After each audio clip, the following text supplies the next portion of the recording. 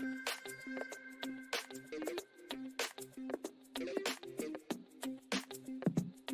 semuanya, Halo. balik lagi di video ini. Nah, kali ini saya dan Mr. Andi ya, kita mau bahas apa nih Mr.? Ya. Jadi guru fisika sama guru matematika. kolaborasi bareng mau bikin video, kira-kira kita bahas satu hal penting nih Mr. Ya, jadi untuk kali ini kita akan membahas sedikit mengenai apa sih yang kita sebut sebagai di belakang trigonometri. Dan kebetulan banget trigonometri ini dipakai di pelajaran math dan juga di fisika. Makanya hari ini kita mau kolaborasi bareng, mau menjelasin buat kalian semua apa sih sebenarnya konsep dari trigonometri. Nah, di trigonometri itu ada 3 biasanya, Mister. Ya, ada 3. Jadi ada 3 nggak sih? hal utama yang kita pelajari di trigonometri. Jadi bisa kalian lihat di sini ya.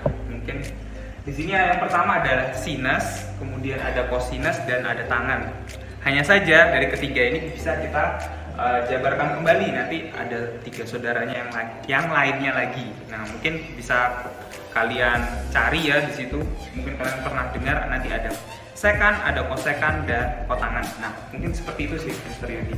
Nah, oke. Jadi sebenarnya dari mana sih sebenarnya itu sin, cos, sama tan itu muncul, Mr. Andi? Oke, namanya konsep trigonometri pasti tidak jauh dari segitiga siku-siku ya.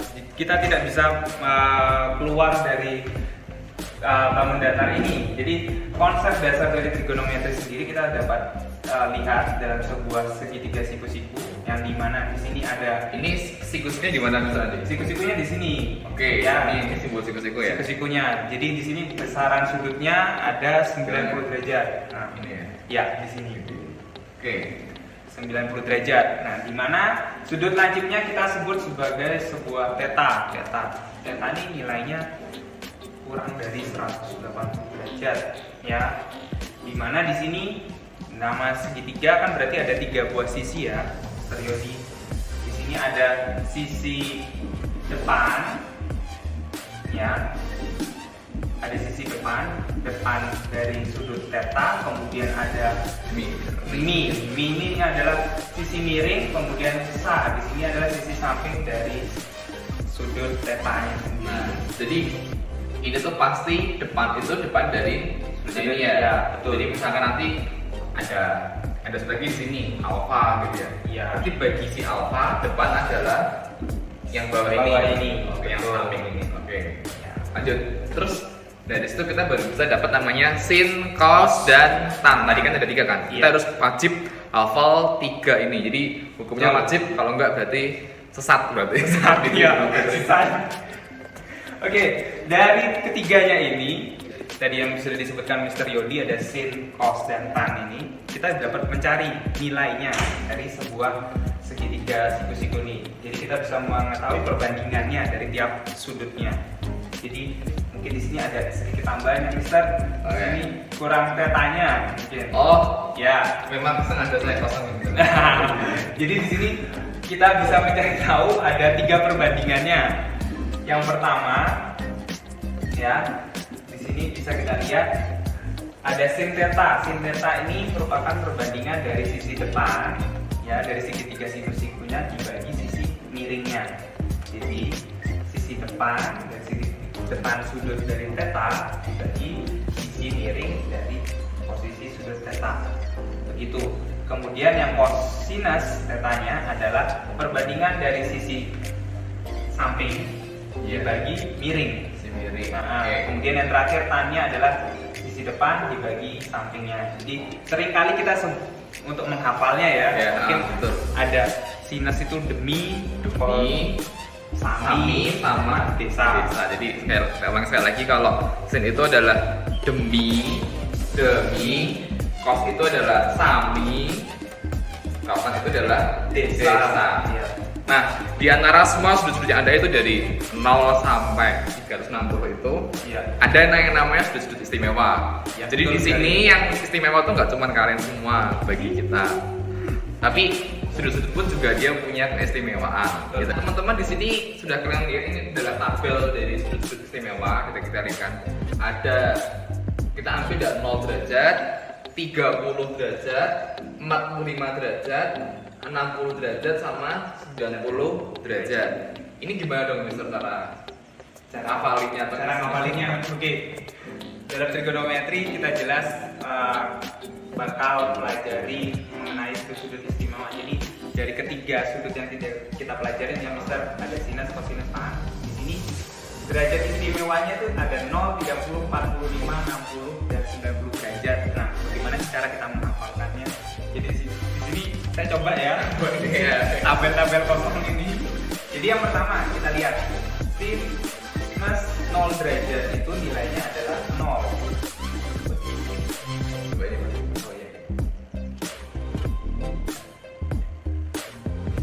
Jadi di sini nilainya adalah 0. Kemudian sin 30 derajat nilainya adalah setengah. Kemudian sin 45 derajat itu nilainya adalah setengah akar 2. Kemudian sin 60 derajat itu setengah akar 3. Dan yang terakhir untuk sinus 90 derajat nilainya 1. Nah, teman-teman mungkin penasarannya, ini angkanya dapat dari mana? Pasti penasaran. Bisa kita cek ya Mister ya, kalau di kalkulator kalian masing-masing di rumah, mungkin bisa kalian cek aja, tinggal dimasukkan sudutnya aja. Oke. Nanti ketemu hasilnya. Nah, kemudian yang kedua, untuk kosinus sendiri, nah, sama halnya dengan sinus. Kosinus itu juga memiliki sudut istimewa. Hanya saja, Mister, ini yang sedikit unik adalah penyusunannya. Oh, jadi apakah beda? Apakah angkanya sama tapi kebalik atau? Nah, sebenarnya urutannya itu sama. Hanya saja urutan ininya dari depan ke belakang itu kebalik. Oh, jadi kita mulai dari yang 90. Gitu. Jadi kita mulai dari 90. Jadi kosinus 90 itu nanti nilainya adalah 0. Kemudian kosinus 60 itu nanti nilainya setengah. Kosinus 45 derajat itu setengah akar 2. Kemudian kosinus 30 derajat itu setengah akar 3. Kemudian yang terakhir kosinus 0 derajat itu adalah 1. Nah, di sini kita bisa lihat Mister. Oh, gitu ya. Jadi mudah banget sebenarnya untuk kita ngafalin sin dan cos dari misalnya karena kita cukup ngafalin satu aja. Misalkan sin aja dari 0, setengah akar 2, setengah akar 3 dan 1. Yang cosnya kebalikannya. Gitu. Oke, good. Terus yang terakhir, gimana kita nyari tan gitu kan? Karena kita tahu tan itu kayaknya agak beda sendiri Mister. Iya, betul. Sebelum kita mencari ini, kita harus lihat yang di bawah ini ya Mister. Oh ya. Tan itu sendiri merupakan perbandingan dari sudut sinus dan kosinus. Sinus dibagi kosinus. Begitu. Jadi kalau misalkan di sini mungkin saya tambahkan ya, sin itu tadi perbandingan yang sebelumnya ya. Sebelumnya itu merupakan depan dibagi miring.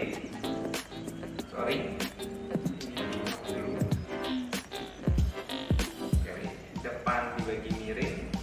Dibagi kosinusnya adalah samping dibagi miring. Ini. Jadi kalau misalkan kita jabarkan, berarti kan depan per miring dikalikan dengan miring per samping. Jadi sehingga untuk tan sendiri perbandingannya adalah sisi depan dibagi samping. Ya, seperti itu. Makanya tadi sebelumnya kita udah tahu ya bahwa perbandingan dari tan theta tadi sisi depan dibagi samping. Nah, sama kalau dari sini tinggal akan tan itu tan 0 adalah sin 0 derajat dibagi dengan cos 0 derajat. Iya, betul sekali. 1 dibagi 0 berarti berapa itu? Jadi kita lihat yang di sini. Oke. Kita mulai ya satu-satu ya Mister Yodi. Oke. Sambil kita ngikutin ya. Untuk yang tan 0 derajat, berarti kan kita tahu perbandingan sin per cos. Berarti 0 dibagi 1 berapa Mister? Jadinya 0. Ya, betul sekali. Kemudian lanjut untuk tan 30, setengah dibagi setengah akar 3. Sepertiga akar 3. Sepertiga akar 3. Betul sekali.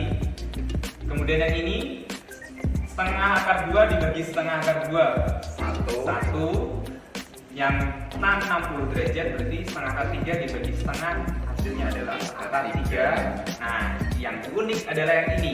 Untuk tan 90 derajat 1 dibagi 0 itu hasilnya adalah infinity. Tidak terbatas. Tidak terbatas. Oke. Oke, mungkin beberapa orang pada bertanya ya. Tadi kan kita kan sudah istimewakan dari 0, 30, 45, 60 sampai 90 ya. Terus gimana dengan sudut yang lain kan?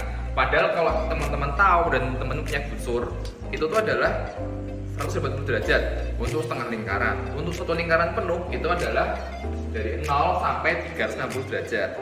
Nah, di sini di trigonometri itu ada namanya konsep kuadran. Jadi kuadran pertama itu adalah untuk sudut dari 0 sampai 90 derajat. Ya. Itu adalah kuadran pertama. Di kuadran kedua adalah 90 sampai 180 derajat. Dan di kuadran yang ketiga itu adalah 20 derajat sampai 270 derajat. Dan yang keempat itu adalah 270 sampai 360. Jadi kalau teman-teman lihat, ini arah momentumnya dari sini ke Berlawanan ya, bisa berlawanan arah dengan jarum jam. Nah, di masing-masing kuadrat ini dia punya sifatnya dan keunikannya masing-masing, teman-teman. Kalau di kuadran 1 semuanya itu adalah positif. Jadi misal sin 30 derajat, nanti hasilnya adalah positif setengah dan yang lain-lain. Nah, di kuadran yang kedua, sinnya itu selalu bernilai positif. Di kuadran yang ketiga, tannya yang selalu bernilai positif, yang lain jadi negatif. Dan yang kuadran keempat, yang nilai positif adalah yang cos, yang lain bernilai negatif. Nah, pertanyaan lagi Mr. Andi. Ya. Misal kalau sudutnya adalah 360 derajat, 135 derajat. Ya. Padahal di kita cuma ada dari 0, 30, 45, 60 sama 90. Ya. Itu gimana Mr. Andi nanti? Oke, kalau begitu kita akan mencoba menghitung ya. Ya, tadi Mister katakan 135 derajat. Mungkin saya hapus dulu ya yang di sini. Nah, di sini ada sedikit aturan ya dalam mencari sebuah sudut, besaran sudut dari trigonometri. Mungkin bisa kalian lihat di sini. Di sini ada aturan pertama, yaitu kita dapat menggunakan sudut 180 derajat, dan yang kedua menggunakan sudut 90 dan 270 derajat. Nah, di sini ada keistimewaannya teman-teman. Jadi mungkin kalian bisa lihat kalau kita menggunakan sifat yang pertama ini, aturan pertama 180 derajat, nanti besar sudutnya ini bakal tetap tidak berubah. Jadi misalkan kita akan mencari sin 135 derajat, itu bakal tetap menjadi 100 tetap sin. Oke. Kemudian kalau dia menggunakan 90 ataupun 270 derajat, nanti akan berubah dari sin menjadi cosinus. Jadi begitu temannya sin itu pasti cosinus. Ya, cos adalah sin. Nah, jadi kita akan coba ya hitung bareng-bareng. Misalkan kita akan mencari nilai dari sinus 135 derajat. Oke. Nah, di sini kita akan menggunakan aturan yang pertama 180 derajat. Berarti di sini bisa kita lihat, Ustaz atau teman-teman, 180 derajat dikurangi berapa biar jadi 135. Berarti di sini kita ambil 45 ya. Nah, karena dia menggunakan 180 derajat, maka sin yang di sini akan tetap sinus. Begitu. Nah, itu fungsinya. Berarti di sini sinus 135 derajat itu sama dengan sinus 180 dikurangi 45, yang ekuivalen dengan sinus 45 derajat. Jadi sama aja kayak 45 ditambah 135 adalah 180 derajat. Jadi di sini bisa kita katakan bahwa nilai sinus 135 akan sama dengan nilai sin 45 derajat. Begitu Mister. Jadi kalau misalkan sekarang kita pakai aturan yang kedua, sinus 135 derajat. Nah, menggunakan aturan kedua berarti sinus 90 ditambah 45 derajat.